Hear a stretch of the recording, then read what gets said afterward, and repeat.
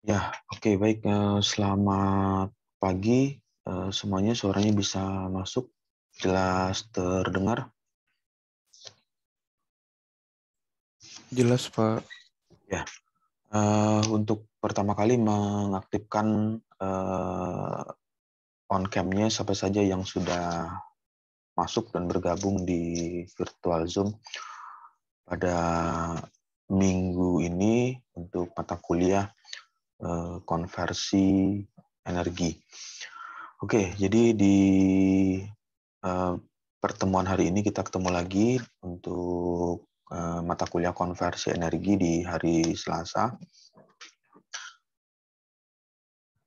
Yang sudah masuk, mulai masuk bergabung di virtual Zoom ada 10 partisipan. Lalu sambil menunggu di yang lainnya untuk bisa masuk, saya akan mencoba masuk ke PowerPoint. Ya, untuk tampilan di slide-nya sudah keluar PowerPoint-nya. Sudah, Pak. Oke, jadi ini cerita ini atau perkuliahan hari ini melanjutkan ya. Jadi cerita itu adalah cerita berlanjut, kelanjutan dari di minggu-minggu yang sebelumnya, di minggu yang lalu. Di bagian ini adalah gambaran di tampilan di sini menjelaskan gambaran mengenai energi ya, atau energi yang digunakan. Sebagai contohnya itu yang ditampilkan adalah minyak bumi. Itu merupakan sebagai bahan untuk melakukan pengubahan energi. Energi awalnya adalah minyak, nanti bisa dikonversikan ke dalam hal energi yang lain, misalkan untuk menjadikan energi penggerak, atau energi panas, atau energi listrik, cahaya, dan lain-lain. Karena ini merupakan suatu bahan yang bersumber dari bahan fosil atau dari energi dari dalam bumi, kebutuhan akan energi tersebut selalu meningkat ya. Kalau kita merepresentasikan dari gambar yang ditampilkan dari grafiknya, ini merupakan contoh saja. Dari tahun 1970 diperkirakan sampai seterusnya tahun 2025 itu kebutuhan energi yang berasal dari bahan minyak akan selalu mengalami peningkatan. Karena dia mengalami peningkatan, sedangkan energi tersebut masuk ke dalam kategori energi yang tidak dapat berbarui. Artinya energi tersebut untuk mendapatkannya membutuhkan waktu yang lama.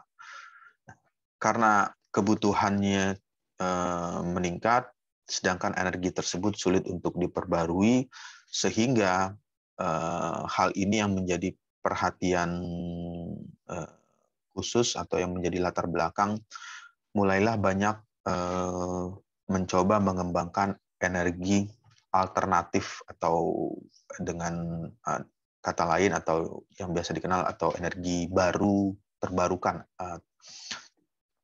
Energi baru terbarukan tersebut banyak sekali yang bisa dipergunakan untuk pengkonversian energinya. Nah, ini adalah gambaran dari energi yang menggunakan bahan fosil, salah satunya minyak bumi. Kemudian lalu bagaimana perkembangan dari konsumsi energi kalau kita melihat secara menyeluruh, secara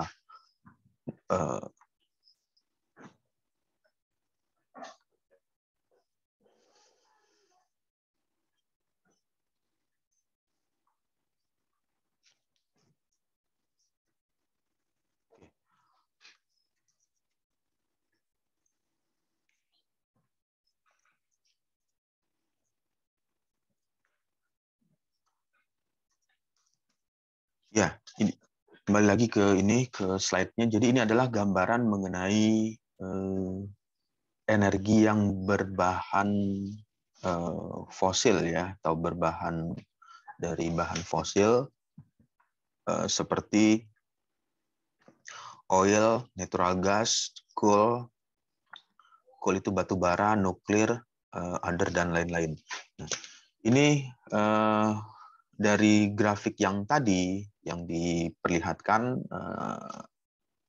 yang diambil sebagai sampelnya itu minyak bumi mengalami peningkatan, lalu dengan energi yang berbahan fosil bisa saja memiliki tren yang serupa atau mengalami peningkatan. Hal ini bisa dilihat di tampilan di bagian ini. Ada berbagai macam region ya. Region itu country yang menghasilkan energi berbahan fosil tersebut. North America, Western Europe, Industrialis Asia, kemudian kalau di total untuk kebutuhannya seperti ini nilai-nilainya. Energi-energi tersebut cukup masih banyak dipergunakan ya, seperti oil, minyak, natural gas. Kalau melihat dari tren kebutuhan di perindustrian atau untuk suatu industri bisa berjalan membutuhkan energi awalnya, yaitu energi berbahan fosil. Sebagai contoh, di bagian ini ditampilkan dari grafiknya, direpresentasikan dari tahun sekitar tahun 1990 ya. Grafiknya itu atau nilai-nilainya mengalami kenaikan. Jadi yang awalnya 40,4 meningkat menjadi 46,3, 45,9 dan seterusnya 69,3. Hal ini bisa terus mengalami kenaikan. Nah, itulah yang menjadi alasan atau menjadi gambaran latar belakang untuk mencoba mengembangkan energi yang tidak bersumber dari bahan fosil. Lalu ini merupakan kelanjutan yang sama tadi, ada natural gas, kemudian oil, kemudian apa saja yang dimiliki komponen atau bahan yang terkandung di minyak bumi atau world oil sebagai bahan energi. Secara umum komponen ini memiliki 5 unsur ya, 5 unsur kimia. Yang pertama itu adalah nilai kandungan karbon. Kalau misalnya minyak tidak memiliki nilai C atau nilai karbon, maka sulit sekali mengalami proses combustion atau proses pembakaran. Karena pembakaran ini membutuhkan unsur karbon, maka hal inilah yang terkandung di dalam minyak bumi. Karbon merupakan hal-hal yang mudah terbakar. Jadi ketika menggunakan material ya apapun itu, jika kandungan materialnya lebih dominan atau lebih banyak memiliki kandungan C atau nilai karbon, berarti diperkirakan material tersebut mudah untuk terbakar atau mudah untuk dilakukan pembakaran. Kenapa hal ini perlu di-burning atau perlu dibakar? Karena dari proses pembakaran tersebut bisa menghasilkan energi yang lain, seperti menghasilkan energi panas atau dapat juga dimanfaatkan energi panas tersebut untuk menghasilkan energi tekan atau gaya dorong, misalkan sebagai contoh gambarannya ya proses pembakaran di motor pembakaran dalam atau internal combustion engine.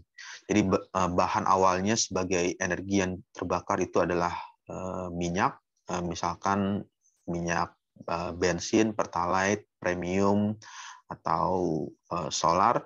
Lalu energi tersebut digunakan untuk proses combustion. Nah, combustion ini menghasilkan panas, dan panas tersebut mampu meningkatkan tekanan atau meningkatkan pressure. Nah, tekanan yang meningkat atau high pressure yang tinggi mampu memberikan gaya dorong untuk menggerakkan piston.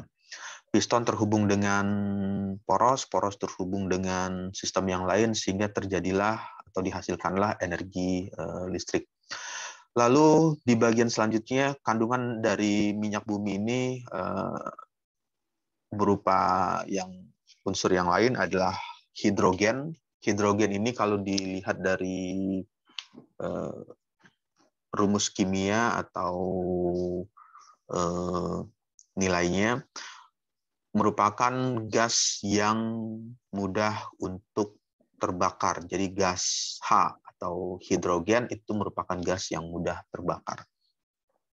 Gas hidrogen ini juga bisa dimanfaatkan atau digunakan di bagian yang lain untuk menghasilkan proses pembakaran nilai kandungan hidrogen. Lalu kandungan belerang 0,05% sampai diperkirakan 6% yang kandungan yang dimiliki oleh minyak bumi ada sekitar seperti ini, nilainya ada 0,05% sampai 6%. Belerang juga merupakan hal yang bisa atau unsur yang bisa mudah dibakar atau mudah terbakar. Ya, sederhananya lihat aja korek api atau alat untuk menghasilkan api. Di bagian tersebut ada unsur namanya belerang. Dengan proses dilakukan gesekan atau memberikan friksi terhadap belerang tersebut, menghasilkan panas akibat dari gesekan, sehingga panas tersebut menyalakan atau membakar belerang. Lalu kandungan oksigen. Oksigen ini merupakan hal yang utama dalam proses combustion, dalam proses pembakaran, karena tanpa ada oksigen, tanpa ada O2 atau oksigen, proses pembakaran atau nyala api tidak akan bisa terjadi atau tidak akan menyala. Ya, gambaran mudahnya atau ilustrasi yang mudahnya seperti apa oksigen tersebut bekerja, ya coba saja nanti menggunakan ilustrasi. Coba menyalakan nyala lilin atau lilin, lalu lilin tersebut dinyalakan, dihidupkan dengan korek api, kemudian lilin tersebut hidup, lalu coba ditutup dengan menggunakan gelas.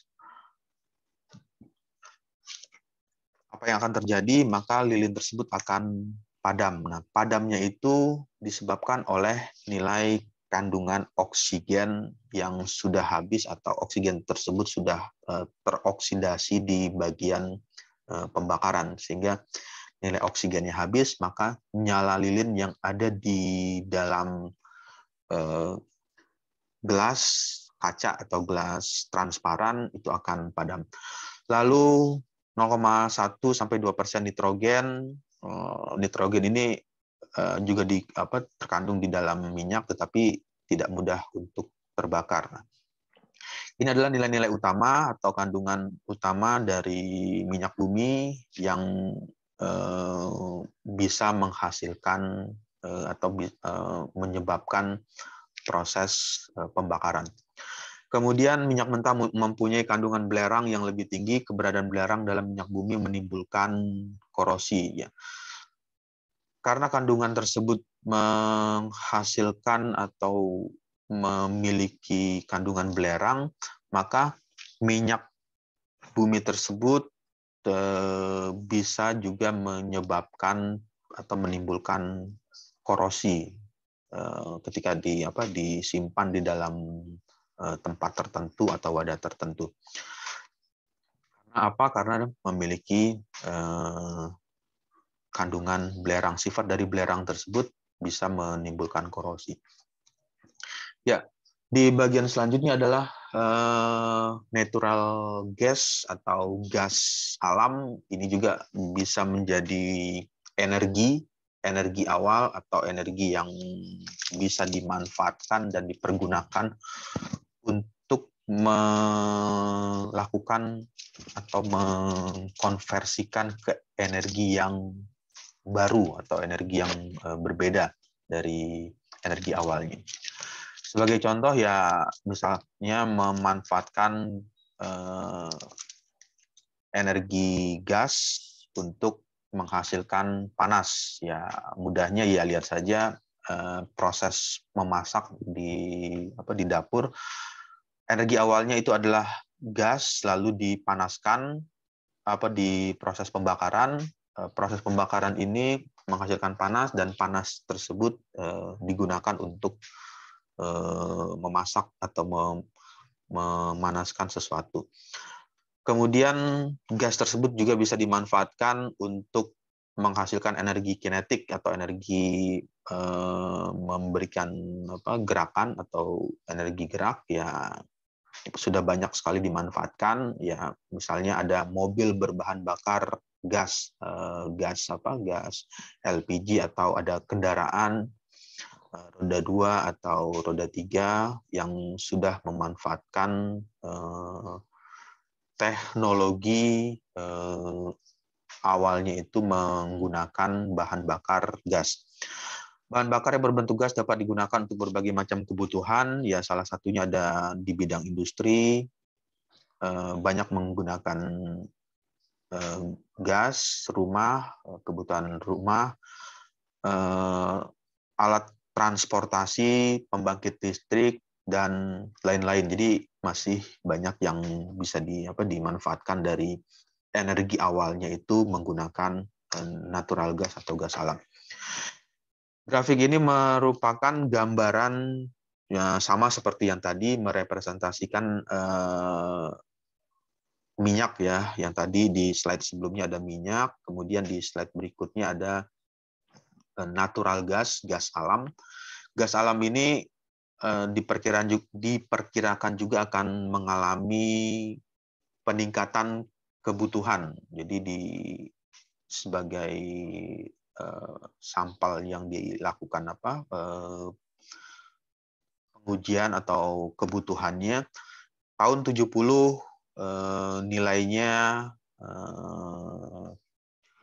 bernilai 36, kemudian di tahun berikutnya selalu mengalami grafiknya itu mengalami peningkatan sampai di bagian ini di tahun 2025.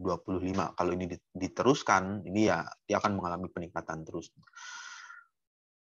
Gas alam merupakan atau masuk ke dalam kategori energi yang tidak dapat diperbarui atau sulit untuk melakukan pembaruannya. Kemudian lalu bagaimana mengenai cadangan gas alam yang ada di dunia? Itu diperkirakan data ini nilainya seperti ini. Ini adalah nilai-nilai yang dimiliki dari top 20 country. Jadi ada sekitar 20 negara yang masuk ke dalam kategori memiliki cadangan gas alam di dunia. Nah, di bagian tersebut Indonesia memiliki cadangan sekitar 93 ya. Nah, nilai-nilai ini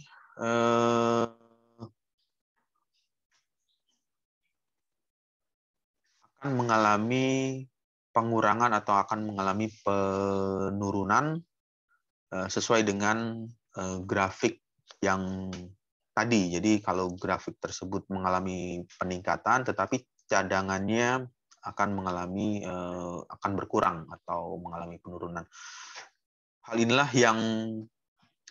yang menyebabkan mulai banyak secara perlahan banyak teknologi yang sudah dicoba untuk diimprove atau dikembangkan untuk memanfaatkan energi selain bersumber dari energi fosil atau energi menggunakan gas alam. Ya, oke, di bagian yang lalu, yang sebelumnya tadi menceritakan mengenai energi yang berasal dari fosil atau dari dalam bumi, lalu energi tersebut masuk ke dalam kategori energi tidak terbarukan. Kemudian bagaimana dengan perkembangan energi yang dapat diperbarui atau mudah untuk diperbarui dengan jangka waktu yang tidak terlalu lama. Sebagai contoh ya, ini hanya sebagai contoh karena energi baru terbarukan atau EBT tersebut banyak sekali jenisnya. Energi awalnya di bagian ini menceritakan mengenai biomas. Seperti apa biomas itu? Biomas menggunakan bahan tumbuhan atau hewan yang dapat digunakan sebagai bagian untuk melakukan proses combustion atau proses pembakaran.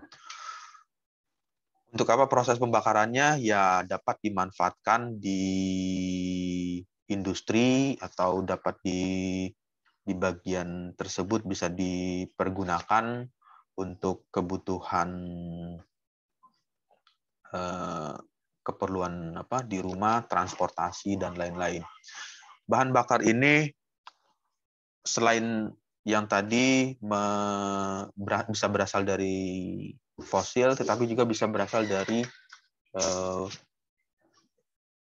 energi yang terbarukan, biomas. Karena dia bersumber dari tumbuhan, tumbuhan itu siklusnya untuk mengalami pertumbuhan atau mengalami pembesaran dari awal bagian penanaman sampai tumbuhan tersebut besar tidak membutuhkan waktu yang cukup lama, atau bisa memanfaatkan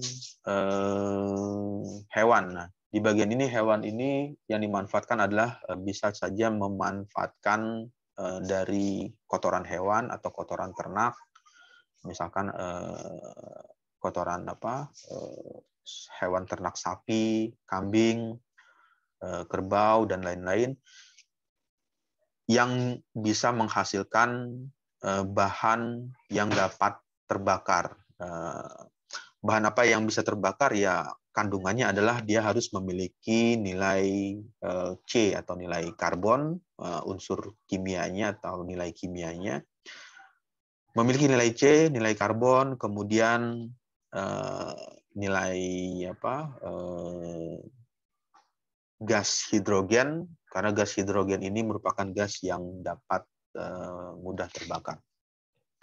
Ini yang menyebabkan biomas bisa dijadikan sebagai energi alternatif atau energi pengganti yang dapat dimanfaatkan atau dipergunakan untuk menghasilkan proses pembakaran yang nantinya bisa dipergunakan untuk keperluan energi yang lain.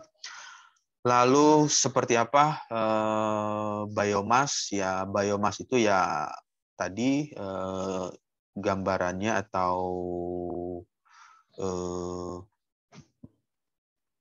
prosesnya. Jadi biomas itu memanfaatkan energi massa, energi yang berasal dari tumbuhan, lalu dipergunakan untuk proses pembakaran. Oke, untuk slide-nya saya akan coba share screen ulang di tampilan layarnya sudah masuk. Untuk share screen-nya sudah keluar? Sudah, Pak. Oke.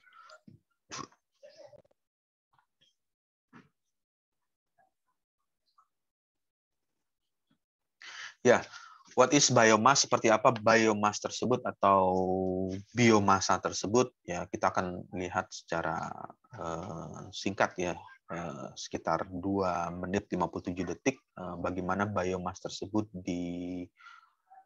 diperoleh atau bisa didapatkan.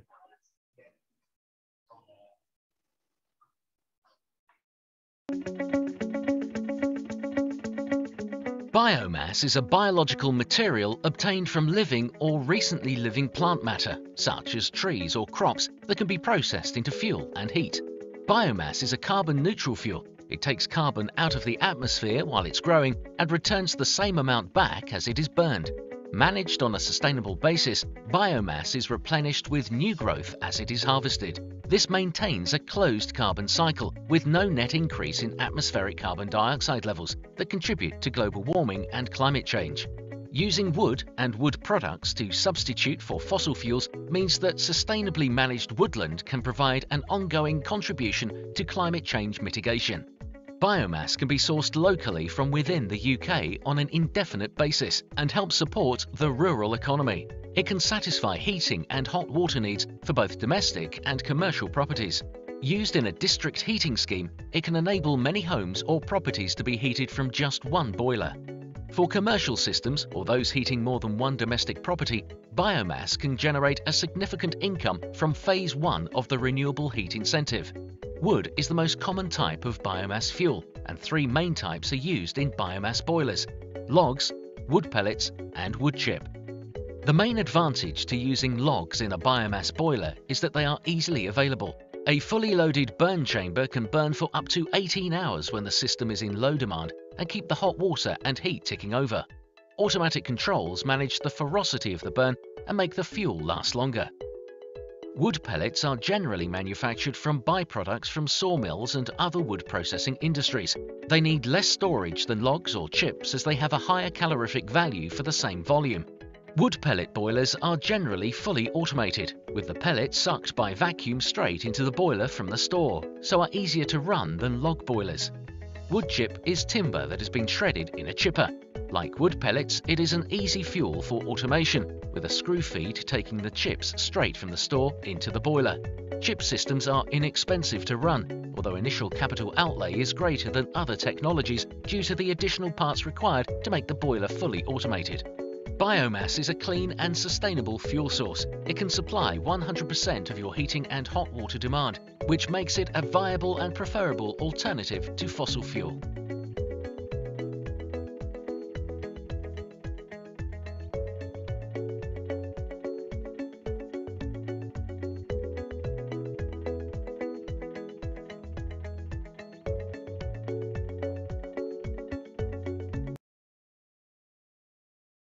Ya, oke. Jadi itu adalah gambaran dari biomass tersebut, bagaimana biomass tersebut dihasilkan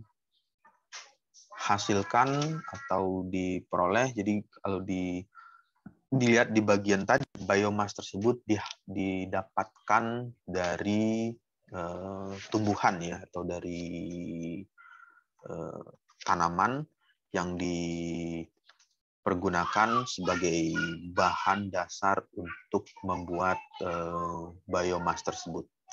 Karena tumbuhan ini masuk ke dalam kategori bahan yang mudah terbakar, mudah dapat terbakar, sehingga bisa dijadikan untuk bahan untuk menghasilkan proses pembakaran. Lalu biomass tersebut bisa dipergunakan juga untuk sebagai pirolisis. Apa yang dimaksud dengan pirolisis nanti kita coba lihat di bagian ini. Untuk tampilannya sudah masuk ya di bagiannya, di layarnya sudah keluar. Sudah, Pak. Oke. Suaranya bisa masuk ya, jelas terdengar. A visualization of the biomass pyrolysis process. Biomass storage and drying. Wooden or agricultural biomass stored in a dedicated storage facility is transported to the pyrolysis reactor via a bucket feeder. The raw biomass is pre-dried inside the feeder through the use of hot and dry air flowing in the cross-flow. Biomass pre-drying has a positive impact on the reduction of the moisture content inside the process material by a few %, and additionally increases the pace of the processes occurring in the following stages. Biochar production. Pre-dried and preheated biomass then goes to the pyrolysis reactor, where the following 4 processes take place. The moisture evaporation process. All the moisture accumulated in the raw biomass has to evaporate in order to initiate the carbonization process. Depending on the type of biomass and the amount of moisture accumulated in the process material, it can take from several to more than a dozen seconds, and its efficiency is due to the high temperature in the upper part of the reactor. The degasification process. In the next stage, the biomass is degasified in the temperature range of 370 to 400 degrees centigrade, within which range the removal of volatile particles is most efficient. Chemical compounds like nitrogen, carbon monoxide, carbon dioxide, hydrogen, and others are flammable, and approximately 40% of the energy yield is consumed by the pyrolysis process. After mixing with the humid air from the preceding process, the remainder of those gases can be used for energy. The carbonization process. Dried and degasified biomass is treated with high temperature. This process results in the quick concentration of elemental carbon and the disappearance of the fibrous structure, improving its grindability. Depending on temperatures inside the reactor and the duration of the carbonization process, the ready material can have a calorific value in the range of 21 to 29 megajoules per kilogram. The cooling process. The ready material is cooled to ambient temperature with the use of the cross-flow water cooler.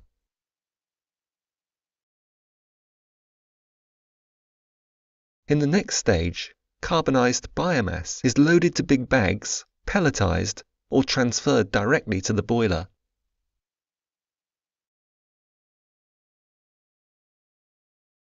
Heat generation. The flammable gas has a relatively low calorific value, so the best way to make use of it is by conversion to hot water. Pyrolysis systems with productivity from 300 to 1,000 kilograms per hour can supply district heating networks with a maximum capacity from 1 to 3 megawatts respectively. The yield of flammable gases depends on the type and quality of the processed biomass and the expected characteristics of the carbonized biomass. In order to maximize the efficiency of the pyrolysis process, hot air taken from the coat of the reactor is used in the biomass pre-drying process. Hot air is transferred to the bucket feeder, which was illustrated some time ago. At the end of the process, all gases are mixed and emitted through the common stack.